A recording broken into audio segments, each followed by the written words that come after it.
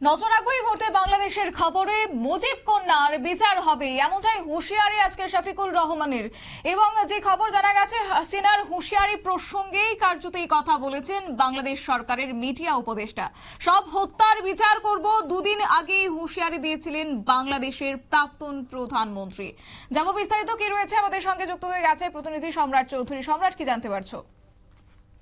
মাত্র দুদিন আগে কিন্তু শেখ হাসিনা ভারত থেকে সামাজিক মাধ্যমে দেশে ফিরে আসছেন বলে একটি বার্তা দিয়েছেন এবং তিনি দেশে ফিরে বর্তমানে ইউনিট সরকারের যে অরাজকতা তার বিরুদ্ধে ব্যবস্থা নেবেন এমনটাই কিন্তু ইঙ্গিত দিয়েছেন। এবং সেই জায়গায় এবার বাংলাদেশ সরকারের যে মিডিয়া উপদেষ্টা শফিকুল আলম তিনি পাল্টা হুঁশিয়ারি দিয়ে বলছেন মুজিব কন্যার বিচার হবে।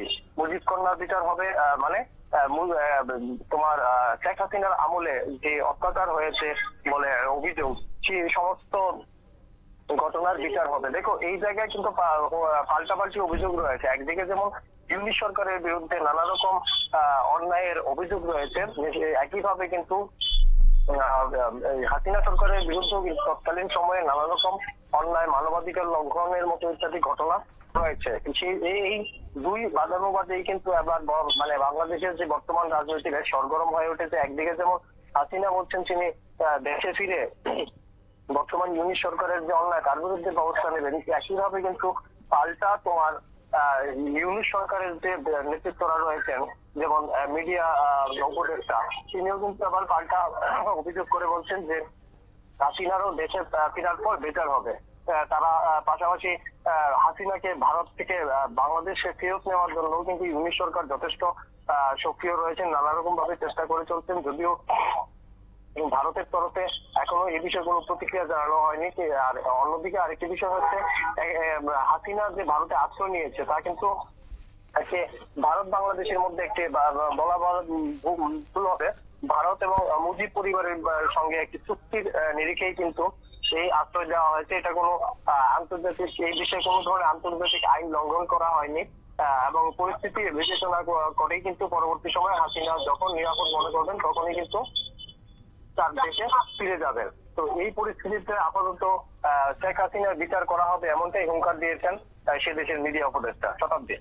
একেবারে সম্রাট, যে জায়গা থেকে ইউনূসের আমলে এক প্রকার গণহারে একটা নির্যাতন চলছে এবং খুন হচ্ছে, সেই জায়গা থেকে প্রাক্তন প্রধানমন্ত্রী শেখ হাসিনা যখন হুঁশিয়ারি দিয়েছেন, সেটাকে কি কার্যত ভয় পেয়েছেন? বাংলাদেশে এবার ফেরার বার্তা যেহেতু দিয়েছে প্রাক্তন প্রধানমন্ত্রী শেখ হাসিনা, তারপরেই কি এবার ইউনূস এবং তথাকথিত জামাত সরকাররা এবার ভয় পেয়েছে, যার কারণে তারা আজকে পাল্টা হুঁশিয়ারি দিয়েছে? না, দেখো যে এই ধরনের রাজনৈতিক পরিস্থিতির মধ্যে হুমকি পাল্টা হুমকি একটা রাজনৈতিক চালের অংশ। এই ধরনের হুমকি বিভিন্ন রাজনৈতিক দলের নেতৃত্বরাই দিয়ে থাকেন, বিশেষ করে যেখানেও হাসিনা তাদের হাতেই নেই, হাসিনার তাদের নিয়ন্ত্রণে নেই। হাসিনা অন্য একটি দেশে, প্রতিবেশী দেশে আশ্রয় রয়েছেন, সেখানে হাসিনাকে ডেকে বিচার করা হবে সেটি আদৌ কতটা যুক্তিযুক্ত তা নিয়ে প্রশ্ন রয়েছে। হুমকি দিতেই পারেন রাজনৈতিক ফায়দা লুটার জন্য বা দলের কর্মীদের উৎসাহ বাড়াতে এই ধরনের হুমকি দেওয়াটা খুবই স্বাভাবিক। এবং হাসিনার পক্ষেও যে বলা হচ্ছে যে তিনি দেশে ফিরে বিচার করবেন, এই ধরনের রাজনৈতিক মন্তব্য করতে পারে, কিন্তু এটা বাস্তবে কতটা প্রতিফলিত হবে বা সেই রকম পরিস্থিতি কখন সৃষ্টি হবে সেটা কিন্তু এখন থেকে বলা মুশকিল। যতদিন না পর্যন্ত বাংলাদেশে কোনো স্থায়ী সরকার প্রতিষ্ঠা হচ্ছে, সেই দেশের বা মানুষ তাকে কতটা সমর্থন জানাচ্ছেন বা কে কার বিচার করবে সেটা কিন্তু এই মুহূর্তে বলা পুরোপুরি ভাবে ঠিক হবে না, বা কোনো ধরনের আন্দাজ দেওয়াও কিন্তু ঠিক হবে না। শতাব্দী, একেবারে ধন্যবাদ।